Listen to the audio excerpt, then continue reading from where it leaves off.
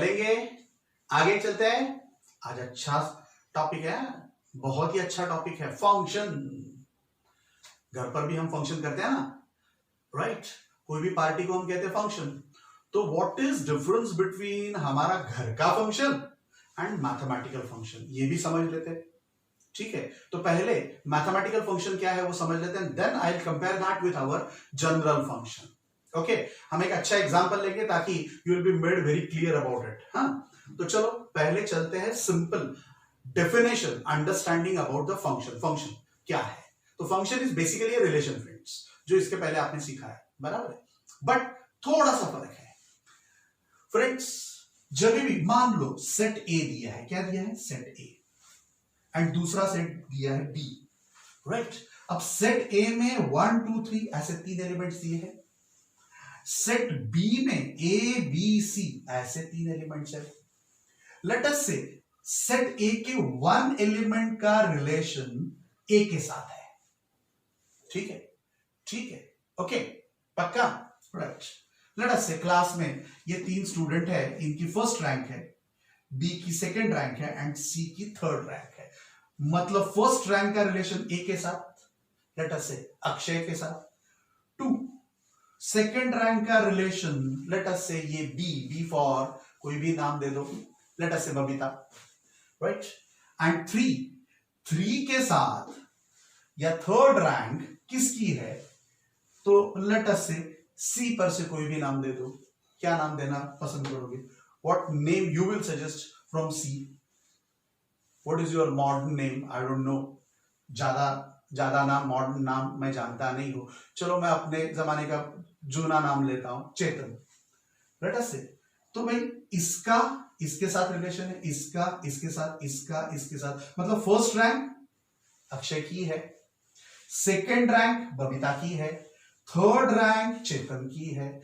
मतलब हर एक का एक ही रिलेशन है, इसका भी एक रिलेशन, इसका भी एक रिलेशन, इसका भी एक रिलेशन। एंड ए सेट में जितने भी मेंबर्स है उन सारों का रिलेशन बी मेंबर के साथ है। इसलिए ऐसे रिलेशन को हम कहते हैं फंक्शन। ऐसे रिलेशन को हम क्या कहेंगे? Function, right? ओके, पक्का, कोई डाउट नहीं? तो फ्रेंड्स उसके जगह पर मान लो, उसकी जगह पर जैसे कि यहां पर एक मैंने केस दिया है, देख लो 1 2 3, 1 का रिलेशन ए के साथ भी है, बी के साथ भी है, 2 का रिलेशन सी के साथ है, 3 का रिलेशन किसी के भी साथ नहीं है। इसका मतलब अगर E to F ऐसा हम रिलेशन देखना चाहते हैं, E to F, सो उसमें every element of set E का रिलेशन F के मेंबर के साथ नहीं है। तो फिर E to F ये रिलेशन है बट वो रिलेशन फंक्शन होगा नहीं। क्लियर? पक्का? फिर से समझ लो, मैंने पहले ही कहा क्या होना चाहिए फंक्शन के लिए, क्या होना चाहिए? If each member of set A has a unique relation with the member of set B, then such a relation is called as function from A towards B. Direction is important. Why? Because you have to check when you are going from A to B, you have to check each element of set A. उनका relation होना चाहिए, और कैसा होना चाहिए? Unique, एक और मात्र एक, 2-4 रिलेशन नहीं चलेंगे। जैसे कि यहां पर आप देख रहे हो 1 के 2 रिलेशंस है, 1 के साथ ए भी है, बी भी है, मतलब इसके अगर 2 रिलेशन हो गए तो ये E to F फंक्शन होगा नहीं। क्लियर? पक्का? तो क्या हमने सोचा, फिर से एक बार समराइज करते हैं, when every element of set A, every element खास याद रखो इसलिए अंडरलाइन किया है, right? When every element of set A has a unique relation, मतलब एकमात्र रिलेशन होना चाहिए हर एक का, एवरी एलिमेंट का। ऐसा नहीं चलेगा एक हाथ का भी अगर डबल रिलेशन हो गया, 2 फ्रेंड्स हो गए तो नहीं चलेगा, उस रिलेशन को फिर फंक्शन नहीं कहेंगे, राइट? दूसरा, set A as a unique relation with element of set B, then that relation is called, क्या कहते हैं? Function from A to B. A to B से ये क्या हो जाएगा? फंक्शन। बी टू ए देखना है आपको फंक्शन है कि नहीं, तो every element of set B should have unique relation with the member of set A, ऐसा देखना पड़ेगा। अगर ए टू बी, तो every element of set A should have unique relation with the member of set B. तो ये खास बराबर समझ लो, इसलिए यहां पर मैंने अंडरलाइन किया। सो ये तीनों चीज बराबर आपको समझ लेनी है। क्या क्या? Every element of set A, unique relation with the element of set B, and then कैसा होना चाहिए? Function is from A to B. जब भी हम ए टू बी चेक कर रहे हैं तब हम ऐसा देखेंगे, क्योंकि सेट ए का मैंने एवरी एलिमेंट लिया है, यूनिक रिलेशन किसके साथ? Element of set B. इसलिए you will always say that you will certify only for function from A to B and it is denoted as F. Relation को हम are लिखते थे या कभी कभी एस भी लिखते हैं, तो इसको हम लिखते हैं एफ, या कभी कभी जी भी लिखते हैं, है ना, स्मॉल एफ। सच दैट, इसको हम कहते हैं such that A towards B. तो फंक्शन इसको पढ़ेंगे कैसे? Function F from A towards B. Clear? पक्का? बराबर है? जरा समझ लो, फिर से समझा रहा हूं, बार बार समझा रहा हूं। तो देखना क्या है, जरा देख लो, उल्टा पुल्टा बताता हूं। तो ए टू बी अगर मुझे फंक्शन है कि नहीं देखना है, फंक्शन ये ए टू बी है कि नहीं देखना है, तो मुझे क्या देखना पड़ेगा? Every element of set A has a unique relation, एक मात्र रिलेशन होना चाहिए हर एक का। इसका एक है, इसका एक है, इसका एक है, इसलिए it is a function from A towards B, right? अब बी टुवर्ड्स ए चेक करते हैं फंक्शन है कि नहीं। बी टुवर्ड्स ए, तो बी वाले सारे के सारे एलिमेंट का एक ही रिलेशन है ए वाले एलिमेंट के साथ, यस, तो it is a function from B towards ए। तो यहां पर ये बी टुवर्ड्स ए भी फंक्शन है, ए टुवर्ड्स बी भी फंक्शन है, इसलिए दोनों की तरफ मैंने यहां पर टिक मार्क किया है, राइट? ये थोड़ा बाद में करते हैं, डोमेन के लिए बाद में आते हैं। Let us understand about this. अलग अलग फिगर्स हम समझ लेते ताकि आपको परफेक्टली पता चलेगा फंक्शन किसको कहते हैं एंड सिंपल रिलेशन किसको कहते हैं, ठीक है? चलो, सी टू डी, ये सी 1 2 3 रखा है, डी में ए बी रखा है। अब देखो, सी वाले 1 to 1 का भी रिलेटिव ए ही है, 2 का भी ए ही है, 3 का भी ए ही है, तो is it a function from C towards D? Yes. फिर से याद करते हैं, मैंने क्या कहा था? Every element of set C, जब भी हम सी टुवर्ड्स डी देखना चाहते हैं ना, तब हम क्या देखेंगे? Every element of set C should have unique relation with the member of set B. मतलब इसका एक के साथ ही रिलेशन है, एक के साथ ही। 1 का ए के साथ ही, बी के साथ नहीं है। 2 का एक के साथ ही, ए के साथ है। 3 का भी एक के साथ ही है, ए साथ है। वो कॉमन होगा, चलेगा, वो कोई प्रॉब्लम नहीं, बट इसका एक के साथ ही होना चाहिए, इसका भी एक के साथ, इसका भी एक के साथ, एंड सारे के सारे मेंबर जितने भी सी है उसका सबका रिलेशन है, एंड वो भी यूनिक है। मतलब it is relation, this relation is a function from C towards D. C towards D में ये फंक्शन जरूर है। पता चला। एवरी एलिमेंट सी के 1 2 3, एवरी एलिमेंट ऑफ सेट, अब यहां पर एक ही जगह पर क्या आएगा? सी आएगा, यहां पर क्या आएगा? D, when you are checking from C towards D. तो every element of set C should have unique relation with the member of set B, set D. देख लो, इसका एक रिलेटिव, इसका एक रिलेटिव, इसका एक रिलेटिव, सबके रिलेटिव्स है एंड एक ही है, तो ये फंक्शन हो गया सी टू डी। तो ये ऐसा जो रिलेशन दिया है उन्होंने, वो क्या हो गया? Function.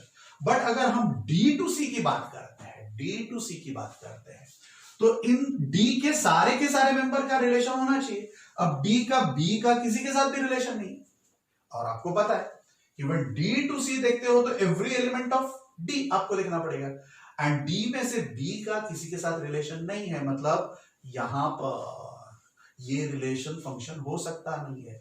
Over and about that आपको ये पता है कि एवरी एलिमेंट का होना चाहिए, एंड वो भी कैसा होना चाहिए? यूनिक। अब देखो, इस ए का 3 के साथ रिलेशन है, ए जब हम ऐसे देखते हैं तो ए का 3 के साथ रिलेशन, तो वो भी यूनिक रिलेशन नहीं है, मतलब यहां पर यूनिक रिलेशन भी नहीं है, and every element of D, इनका भी रिलेशन नहीं है, ऐसा हम कह सकते हैं। मतलब अगर एक भी गलत होता तो भी हम क्या कहते हैं कि D to C relation function नहीं है। यहां पर तो दोनों के दोनों गलत निकले। क्या गलत निकला? एवरी एलिमेंट ऑफ डी होना चाहिए था। Whenever you are checking from D to C, यहां पर आप डी लिखोगे, यहां पर क्या लिखोगे? सी लिखोगे। तो every element of set D has a unique relation with the element of set C. तो एवरी एलिमेंट ऑफ डी, एक तो नहीं है, बी का नहीं है किसी के साथ, एंड दूसरा यूनिक भी होना चाहिए, यूनिक भी नहीं है, इसके 3 रिलेटिव है, एक तो वो भी नहीं है। दोनों में से एक भी गलत होता तो भी हम कहते हैं, यहां पर तो दोनों गलत है, एक भी गलत होता तो भी कहते हैं, क्या कहते हैं कि it is not a function from D towards C. Clear? Okay, पक्का, गुड। तो चलते हैं आगे वाली फिगर पर। अब हम ई टुवर्ड्स एफ की बात करते हैं, फिर से चेक करेंगे। ई टुवर्ड्स एफ में क्या चेक करेंगे, यहां पर ई रखेंगे, यहां पर एफ रखेंगे। तो what you have to check, every element of set E should have unique relation with the member of set F। देख लेते हैं, इसका रिलेटिव एक ही है क्या, नहीं, दो है। इसका 1 के 2 रिलेटिव है, मतलब यूनिक नहीं है, ऑल्दो दूसरा भी है, 3 का किसी के साथ रिलेशन भी नहीं है। every element of set E F, every element of set E should have unique relation, है ना। तो 3 का रिलेशन नहीं है, मतलब एवरी एलिमेंट वालों का रिलेशन नहीं है, एंड दूसरा यूनिक भी नहीं है, मतलब दोनों वजह से फिर से यहां पर गए। तो E to F relation function नहीं है, दोनों वजह से नहीं है, इसलिए मैंने दो क्या लगाया है, रॉन्ग लगाया है, right. Basically it is not a function. अब अगर हम F टू E देखते हैं, बराबर देख लो, समझ लो बराबर, अगर हम F टू E देखते हैं तो हमें चेक क्या करना पड़ेगा, every element of F should have unique relation with the member of set E। तो चलो F में कौन कौन है, A का एक रिलेटिव है क्या, है। B का एक रिलेटिव है क्या, है। C का एक रिलेटिव है क्या, है। सारे के सारे का एक रिलेटिव है क्या, है। मतलब F to E is a function। F to E is a क्या हो गया, फंक्शन। बराबर समझ लो, पता चल रहा है ना, राइट। बाजू में लिख रहे हो, ओके ओके ओके ना, राइट। तो चलो अब चलते हैं GH। अब GH में भाई ये तो एम्प्टी सेट दिया है, G पूरा का पूरा एम्प्टी सेट दिया है। अब एम्प्टी सेट दिया है तो यहां पर तो कोई रिलेशन ही नहीं है, और रिलेशन ही नहीं है तो फंक्शन कहां से होगा, it is not a function from G to H। या H टू G देखते हैं तो भी G में कोई मेंबर ही नहीं है, तो रिलेशन कहां होगा, इट इज एम्प्टी रिलेशन, तो ये फंक्शन होगा नहीं। तो ऐसा दोनों में से एक भी एम्प्टी सेट है, या दोनों के दोनों एम्प्टी सेट है, तो फिर फंक्शन हो सकता नहीं है, neither from G to H nor from H to G। कोई भी एक भी नहीं है तो भी नहीं होगा, कोई भी एक भी अगर एम्प्टी सेट है तो भी G टू H या H टू G होगा नहीं, फंक्शन होगा नहीं। ठीक है, ओके, पक्का। चलो आगे चलते हैं, अब चलते J to K। J to K की बात करें, चेक करना है J टू K, मतलब एवरी एलिमेंट ऑफ J को चेक करना है, वो कैसे होना चाहिए, यूनिक। पहला ही गड़बड़, पहला 1 के 2 आ गए रिलेटिव, 2 रिलेटिव, यूनिक रिलेटिव ही चाहिए, 2 रिलेटिव हो गए तो नहीं चलेगी, यूनिक मतलब 1 एंड ओनली 1, 2 रिलेटिव चलेंगे नहीं, मतलब भाई आगे फिर दूसरा कुछ सोचने की जरूरत नहीं है। भले all elements, every element of set J has a relation but it is not a unique, है ना। तो from J to K it is not a function, function होगा नहीं। अब हम चलते हैं उल्टा, K to J। K to J में every element of K should have unique relation होना चाहिए। चल देखते हैं, A का एक ही रिलेटिव है, B का एक ही रिलेटिव है, C का एक है, D का एक ही होना चाहिए है, E का एक ही होना चाहिए है, F का एक ही होना चाहिए है, every element of K should have unique relation है, तो K to J it is a function. K to J वाला रिलेशन क्या हो जाएगा, फंक्शन। क्लियर, पक्का, दिमाग में एकदम परफेक्ट फिट बैठ गया। चाहिए तो बाद में फिर से इसको एक बार फिर से देख लेना, समझ लेना, है ना। ओके, चलो गुड। अब उसके आगे चलते हैं हम लोग डोमेन ऑफ रिलेशन था, वैसे डोमेन ऑफ फंक्शन का। डोमेन मतलब जहां से हमारा रिलेशन शुरू होता है, वो सेट। तो बोलोगे इसमें A टुवर्ड्स B में कौन सा शुरू होता है, A से शुरू होता है, तो सेट A को हम कहते हैं डोमेन। क्या कहते हैं, डोमेन। तो what is the domain of your function F, तो सेट A ले लेना, यहां पर सेट A क्या है, 1 2 3, तो you will be writing 1 2 3 as a domain always. Clear. चलो यहां पर अगर आप देखते हो C टू D, तो C टू D में डोमेन क्या होगा, हाँ, बट उसके लिए फंक्शन होना चाहिए, फंक्शन है उसमें डोमेन लिखेंगे, नहीं तो लिखेंगे नहीं, राइट। चलो हम फिगर वाइज ही चलते हैं, ऐसा जाने में फिर से गड़बड़ हो सकता है, आप कंफ्यूज हो सकते हैं। सो लेट मी गो फिगर वाइज। तो पहले F A टूवर्ड्स B मैंने बताया इट इज अ फंक्शन। तो अब इसमें अगर डोमेन मुझे पूछा गया है तो डोमेन मतलब A लेना है, तो व्हाट इज सेट A, तो 1 2 3। फिर पूछा है कोडोमेन, कोडोमेन मतलब सेट B लिख देना है, मतलब जहां पर एंड होता है वो फंक्शन। तो कहां पर एंड होता है, B पर, तो सेट B लिख दो। What is set B, ABC, तो ABC लिख दो। एंड रेंज ऑफ फंक्शन मतलब जो भी आपका सेट B दूसरा वाला सेट B होगा, जिसके अंदर जितने भी रिलेशन वाले मेंबर्स होंगे वही लेने हैं, जितने भी रिलेशन। तो ये सारे के सारे रिलेशन वाले मेंबर है, इनका इसके साथ रिलेशन है, मतलब तीनों के तीन लिख देंगे।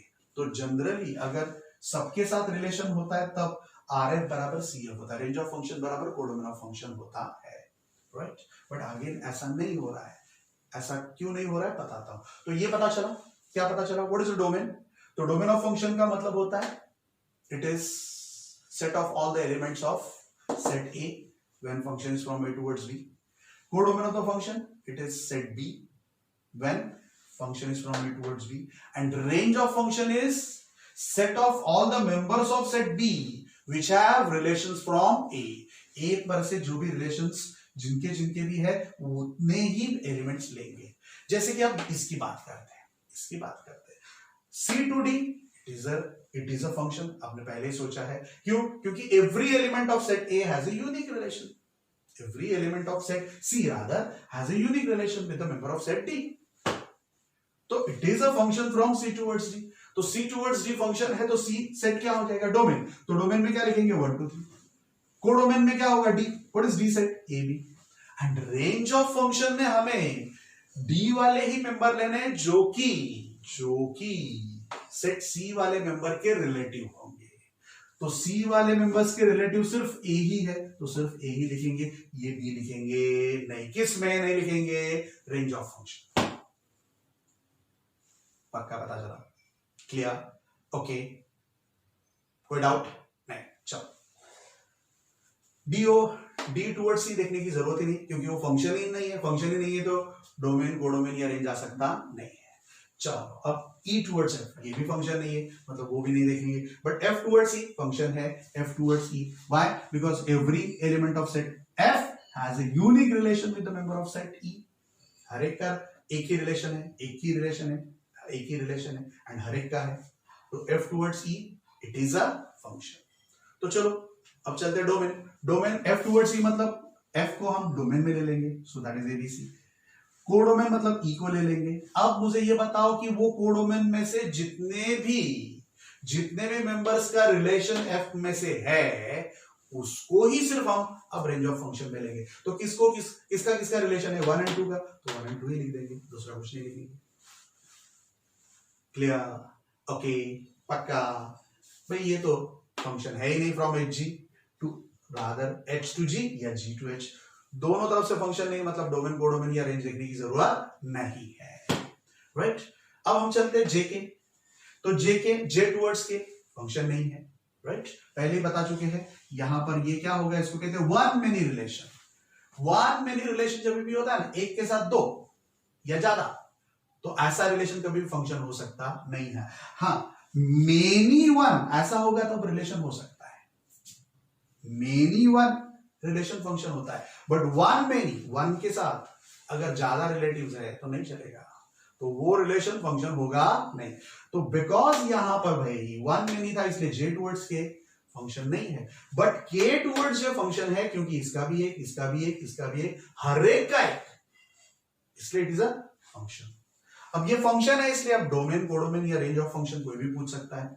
तो डोमेन मतलब जहां से सेट शुरू होता है, हमारा फंक्शन शुरू होता है। कहां से शुरू हो गया, के से शुरू हो गया, के टूवर्ड्स जे, तो के सेट को हम कहेंगे डोमेन। तो यहां पर के क्या है, ABCDEF, तो ABCDEF लिखेंगे। जे को हम कहेंगे कोडोमेन, तो जे को क्या कहेंगे, कोडोमेन मतलब 1 2 3 4 5।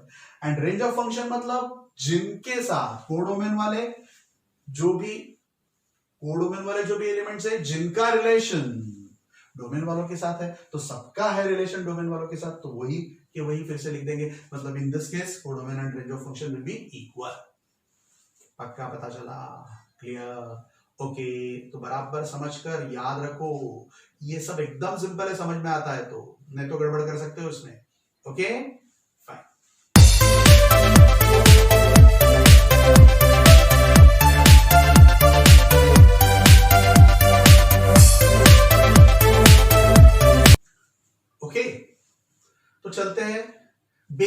Understanding of function. मैंने पहले बताया था, मैं आपको एक एग्जांपल दूंगा, है ना, फंक्शन का।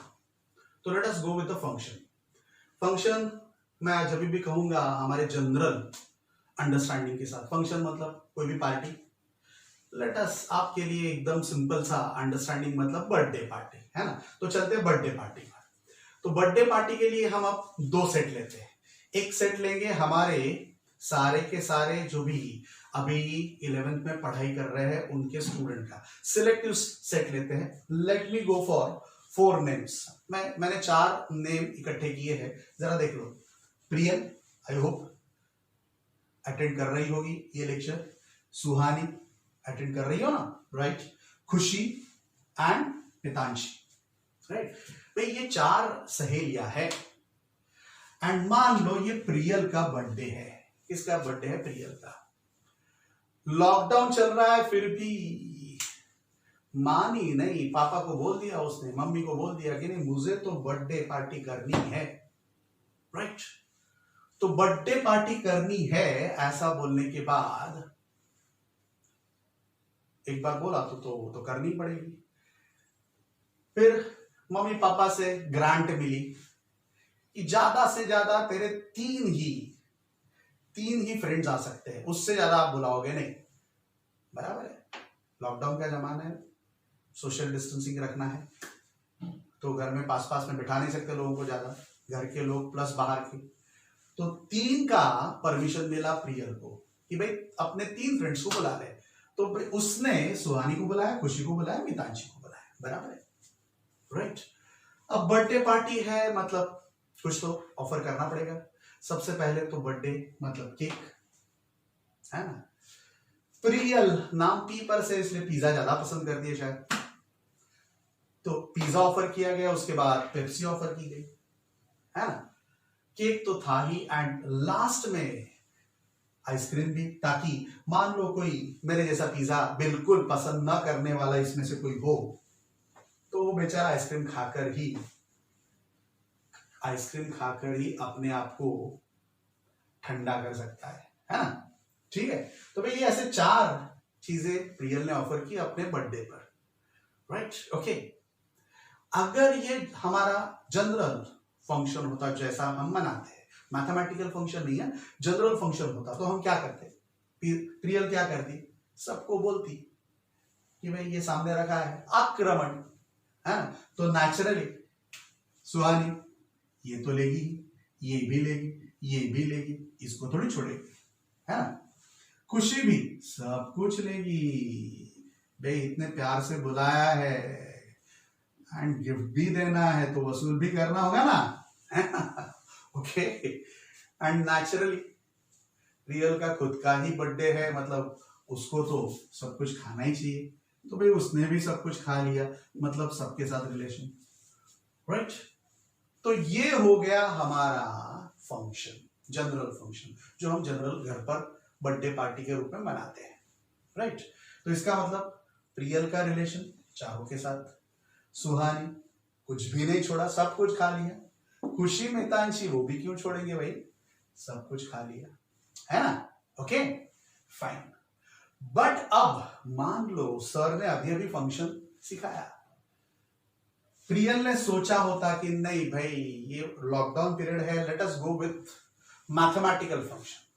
तो मैथमेटिकल फंक्शन करना है तो you know each member of set A should have unique relation, मतलब इसने एक ही पर आक्रमण करना होगा, दूसरा किसी पर नहीं। सो इन दैट केस अगर फंक्शन होता, अगर आपको ये फंक्शन मैथमेटिकल फंक्शन करना है, क्या करना है? मैथमेटिकल फंक्शन, तो फिर आप क्या करोगे? तो उस वक्त प्रियल ऐसा अपने फ्रेंड्स को कहती कि भाई सर ने मुझे मैथमेटिकल फंक्शन पढ़ाया है एंड लॉकडाउन में ज्यादा वेस्ट नहीं करते, इसलिए will be going with mathematical function this time. मतलब सुहानी को पूछेगी, 4 के 4 मैंने ऑफर किया, आपको पेट भर के खाना है बट एक ही चीज खानी है। सुहानी ने प्रिफर किया भाई मैं तो पिज्जा ही खाऊंगी, तो बस पिज्जा ही खाती रही, दूसरे किसी को हाथ नहीं लगा सकती है क्योंकि ये फंक्शन है।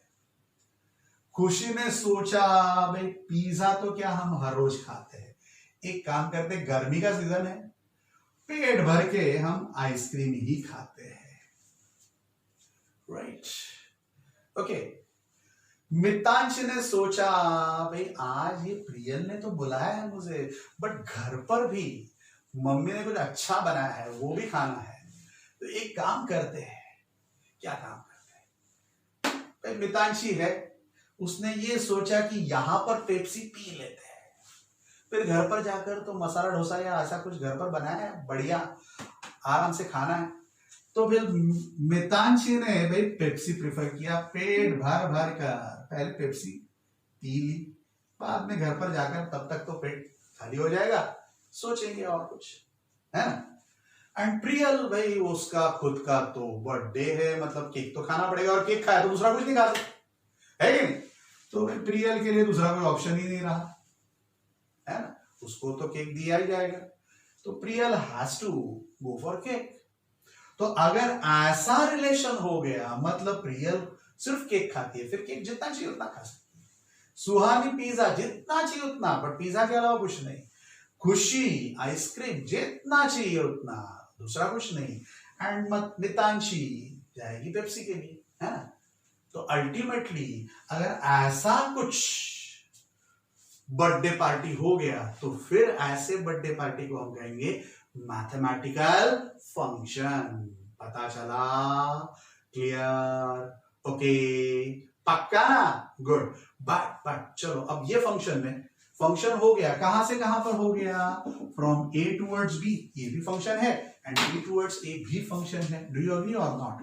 तो यहां पर अगर हम ए टूवर्ड्स बी देखते हैं तो ये भी फंक्शन है, बी टूवर्ड्स ए देखते हैं तो ये भी फंक्शन है, because each member of set B has a unique relation, therefore b towards a is a function. Similarly, each member of set A has a unique relation with the member of set B, या element of set B, therefore it is a function from A towards B. तो ये दोनों तरफ से function है। मान लो इस function का किसी ने डोमेन ऑफ फंक्शन पूछा, कोडोमेन ऑफ फंक्शन पूछा, एंड रेंज ऑफ फंक्शन पूछा, तो आप क्या कहोगे? डोमेन ऑफ फंक्शन मतलब सेट ए लिखेंगे, तो सेट ए में आप क्या क्या लिखोगे? इन चारों के नाम लिख दोगे, क्या क्या लिखोगे? प्रियल, सुहानी, देन खुशी, देन मितांशी, ऐसा कुछ लिख दोगे। कोडोमेन ऑफ फंक्शन जो भी उन्होंने खाया, तो यहाँ पर पिज्जा, फिर पेप्सी, है ना, तो पिज्जा के लिए मैं पीजेड लिखता हूं, मतलब दोनों अलग अलग है, पता चले। एंड पेप्सी के लिए चलो पीजेड लिखता हूं, एंड पेप्सी के लिए पीएस लिखता हूं, केक के लिए सी लिखता हूं, आइसक्रीम के लिए आई लिखता हूं, ओनली आई, है ना।